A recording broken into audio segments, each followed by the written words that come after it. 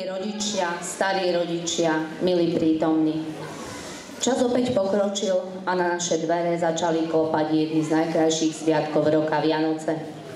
Pre mnohých z nás majú hlboký význam v príprave našich srdc na prežívanie lásky so svojimi najbližšími. Vianociam predchádza adventné obdobie, ktoré predstavuje príchod a slávenie blížiacich sa sviatkov, očakávanie niečoho nového a krásneho. Naše stoly zdobí adventný veniec so 4 sviecami, symbolmi víťazstva a kráľovskej dôstojnosti. Je to prejav radosti, lásky a úcty. Rozliehajúce sa svetlo z horiacich hviezd rozptýľuje v našich vnútrach strach a pochybnosti, šíri svetlo podobne ako prichádzajúci Kristus, lebo aj on predstavuje svetlo sveta. Svetlom v našom živote sú aj naše deti, ktoré sa dennodenne tešia na našu blízkosť, pohľadenia, bosky, objatia, na náš úsmev a pochopenie, na našu lásku. Lásku, ktorú im kladáme do srdc, tá otvára dvere ich srdca, aby doň prijali Pána Ježiša, otvára dvere rodičom, súrodencom, kamarátom, ale aj deťom bez domova, hladným a opusteným. V adventnom kalendári, ktorý nie je naplnený sladkosťami, ale myšlienkami na jednotlivé dni, čítame 14. decembru. Pri dverách nášho bytu zazvonil Peter. Priniesol mi darček. Bolo to milé prekvapenie. Pane, ďaká za všetkých, ktorí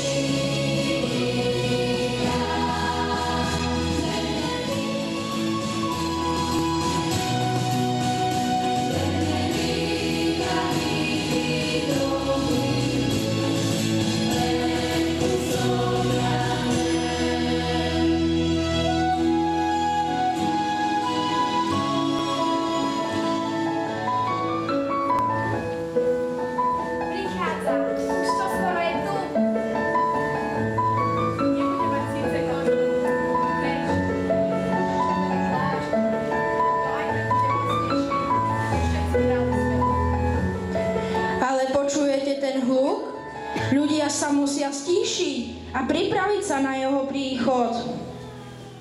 Hej ľudia, počujete? Má sa narodiť Boží syn, Pán neba i zeme. Musíte sa však pripraviť na jeho príchod.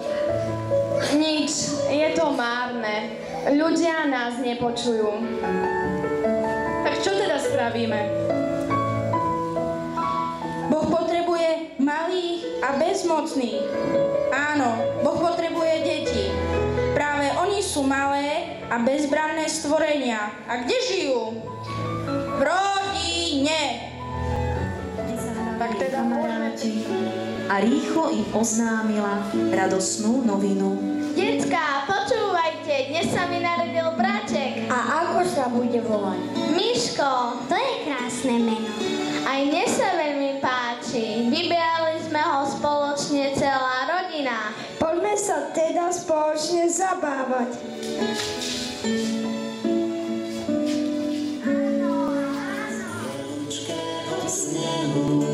Jedna guľa, druhá guľa, tretiu navrch dal.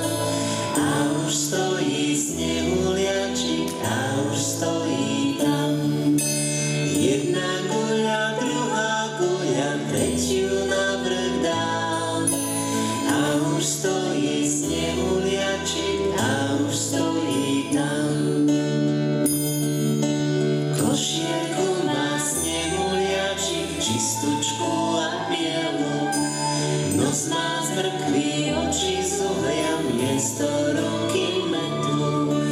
A keď deti uvidia ho, povedia si tak: pozrite sa, aký je to krásny snehuliak. A keď deti uvidia ho v snehu, jedna guľa, druhá guľa, tretiu navrch dal. A už stojí snehuliačik, a už stojí tam. Jedna guľa, druhá guľa, tretiu navrch dal. A už stojí snehuliačik, a už stojí tam.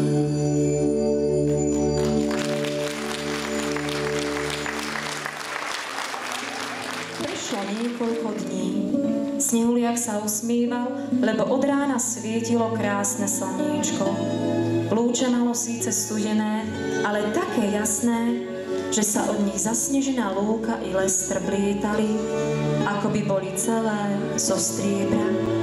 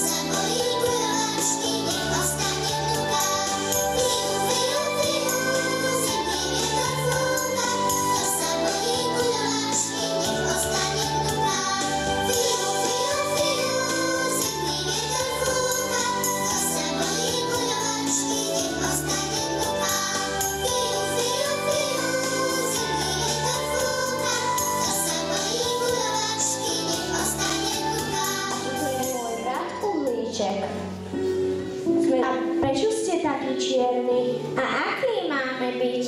Ty nevieš, že pracujeme v kotolni? Sme zavabraní od uhlia.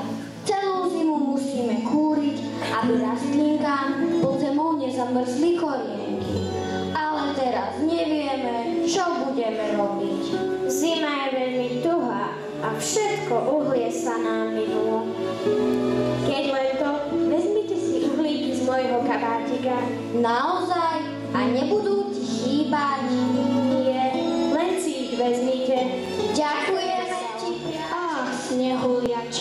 Veverička mi darovala pohár malinového lekváru.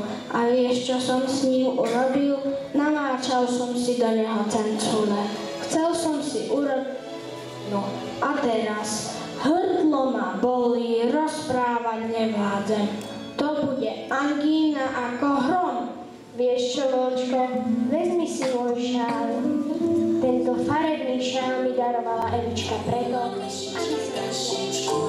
maľovanú varničku, tomu dala na lyžičku, tomu dala na vidličku, tomu dala na tanieri, tomu dala na myštičku a tomu malému nič nedala, ale prasiatko zakľala.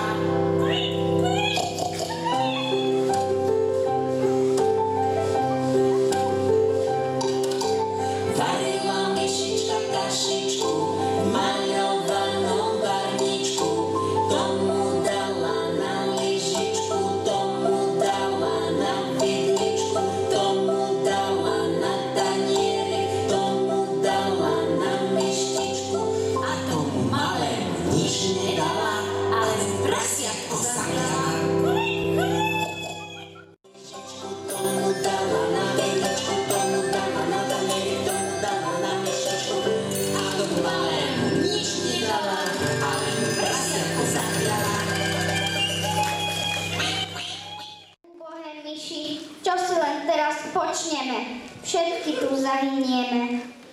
Myšky, čo toľko hajkujete? Nemôže nám pomôcť? Nám už nikto nepomôže. Už nám tu prichodí len zahynúť od hladu, aj keď máme plné komory. Hrniec sa nám prepálil, je v ňom diera ako hlava a cez ňu všetko jedlo vytečie skôr, ako sa stihne uvariť.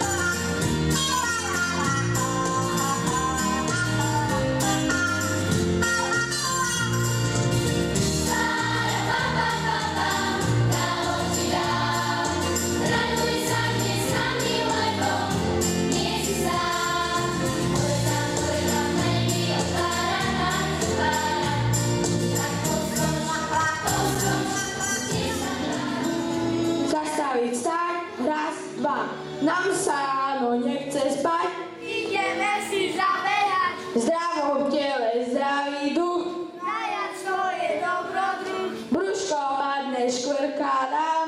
Nosky trochu rozbehám. Uška vejú vo vetre. Skáčeme sa 2 metre. Ja už nevládzem, som veľmi hladný. Čo toľko bedákate, priatelia? Ako by sme nebedákali, toto kedy slikal toľko snehu. Všetko je zasypané, nič sa nedá zohnať pod zub.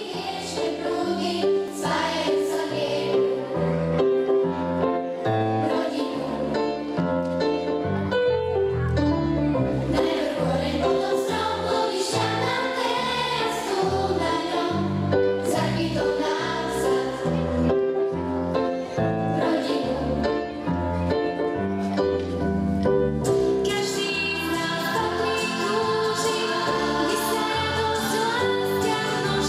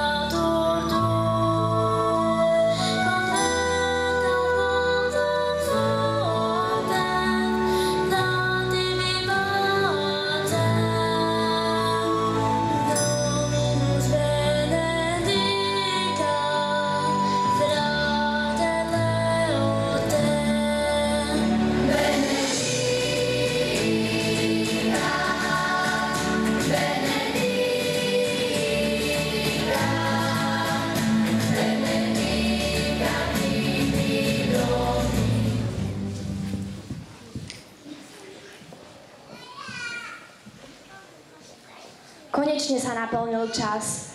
Odbíja polnoc. Už stačí len položiť dieťa do jasličiek. On je totiž počas svätej noci ten najdôležitejší. Boh ho prisľúbil svetu a teraz je čas, keď prichádza medzi nás. Sú deti pripravené na jeho príchod? Nájdu cestu k Betlehému? Cez Vianoce vyber úsmev a rozdaj ho všetkým, dávaj si na dobrý pozor, aby nebol riedky. Cez Vianoce vyber lásku, každému daj trochu, nech vám nikdy nezovšednie, ani v novom na nový dom.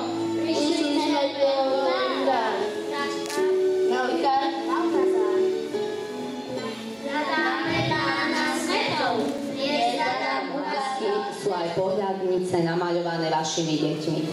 Ich kúpou pri odchode prispejete na podporu projektov pre deti, ktoré možno nebudú mať ani vianočný stromček a možno ani darčeky pod nimi. Ďakujeme vám.